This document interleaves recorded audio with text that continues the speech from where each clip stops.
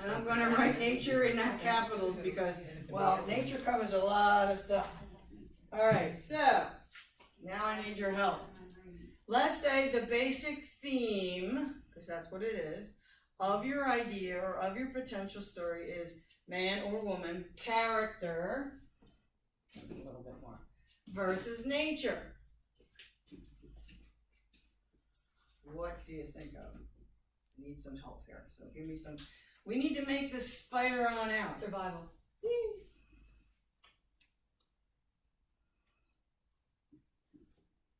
Yes, I can be old school. When I was a kid, I had 3, 4 younger siblings, and we played school, so forgive me, I don't do this on iPads. It's not a, what do you call that?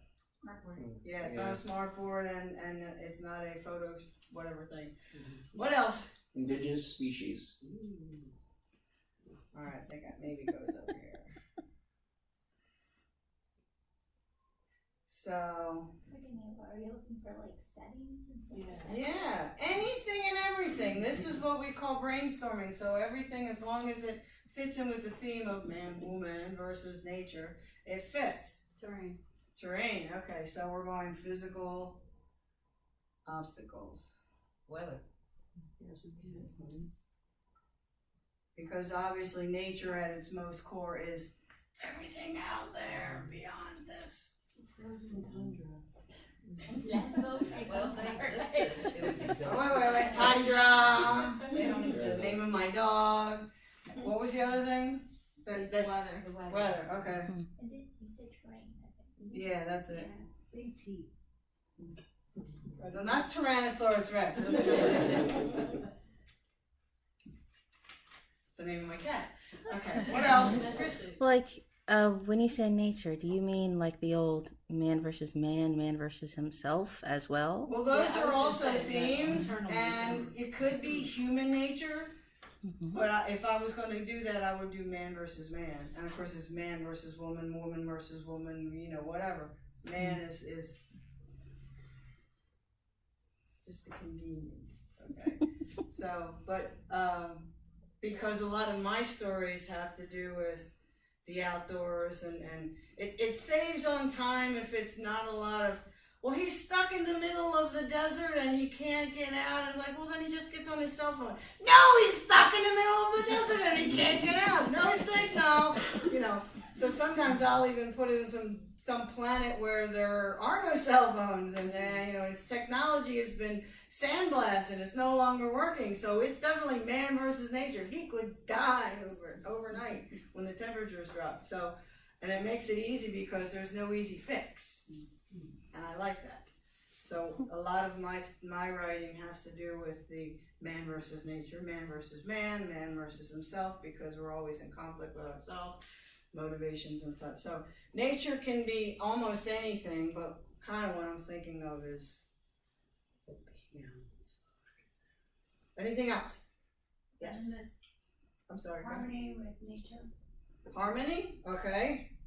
Man versus nature, and we're all getting along. Kumbaya.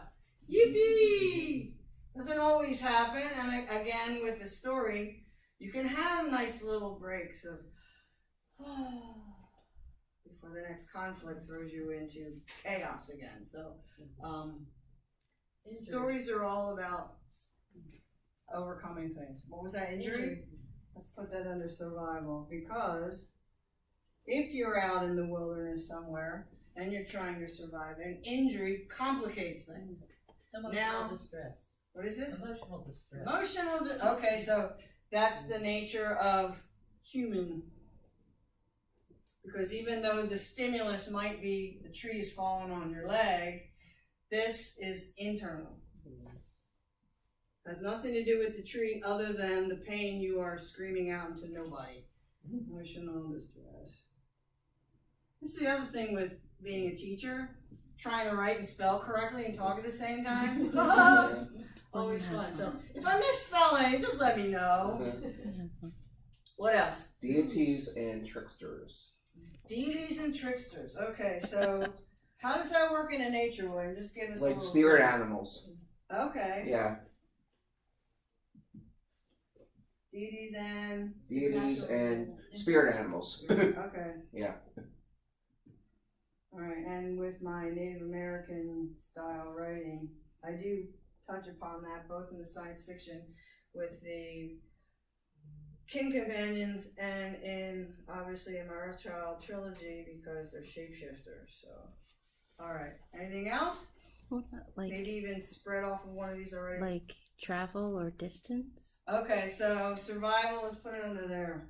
If you need to go somewhere to get help, and there's a lot of distance between you dying and being saved. Sustenance, food and water. Okay, so yeah, that goes under survival as well. I'm going to extend that. The needs. Whoops. Water. Yeah. See what I mean? Needs. I can come back in if I leave the building. What else? Under indigenous species Yeah. could be both harming and helping. Okay. Takes a dangerous animal and That's turns it into good. a companion. Weeks and then feels bad.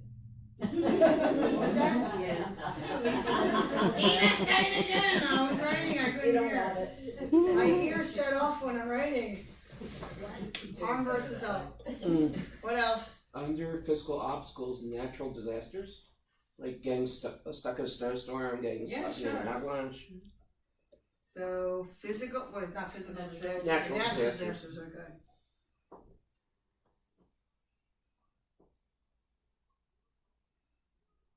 Anything else? I like the weather. It's always the epiphany of when you're gonna realize you're gonna die or live. Okay. That would be internal, psychological. Yeah, Yeah. emotional distress. Not necessarily distress. Well, that's what I'm gonna put it under human nature.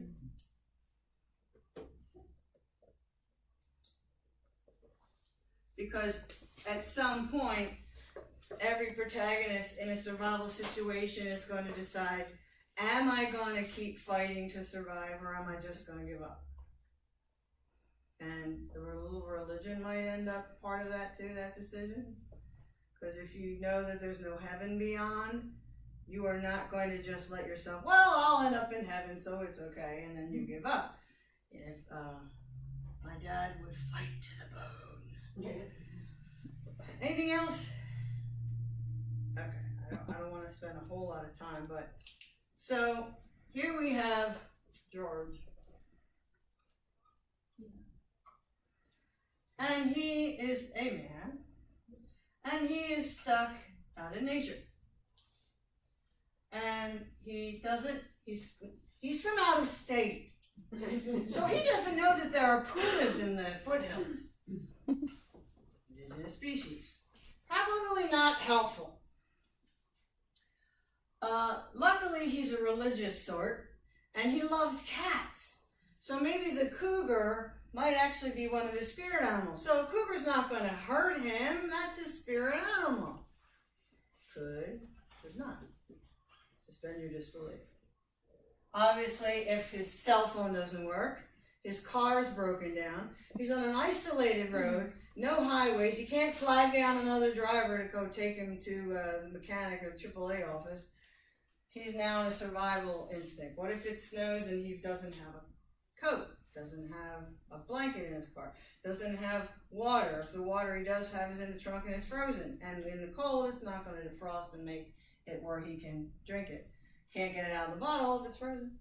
You can sit Or on it. conversely, Yes. they could have it be a really hot day, and Hot there's day. a big drought's been going on, Yes. so the pumas are hungry, and Yes. they see him and they. There you go. See? I'm sorry, I don't know. No, I'm glad this is it's evolving. She just doesn't like George. She doesn't like Like the nature. George is